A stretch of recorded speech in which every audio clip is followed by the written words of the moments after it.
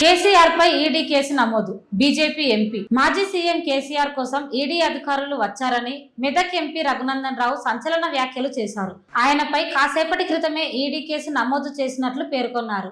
కేసీఆర్, హరీష్ రావు, వెంకట్రామిరెడ్డిలకు ముందు ముసళ్ల పండగేనని అన్నారు.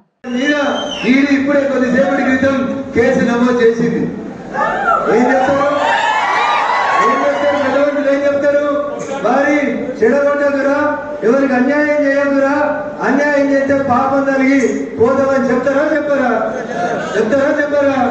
వెంకట్రామిరెడ్డి గారు మెదకులో బీఆర్ఎస్ కోసం కష్టపడి జెండా మోసి ఏడిసి ఇందాక మన నరేంద్ర చెప్పినట్టు ఊర్లో తిరిగిపోయిన కార్యకర్తల ఉసురు ఎవరికి తాకింది? వెంకట్రామిరెడ్డి తాకింది. 200 కోట్లు కాదు, వాడు 500 కోట్లు ఖర్చు పెట్టినా వాడు ఎన్నికలలో గెలుస్తాడా? మొదలైంది ఇప్పుడే. అదే సినిమాలో చిరంజీవి చెప్తాడు, ఏం చెప్తాడు? In front there is crocodile festival.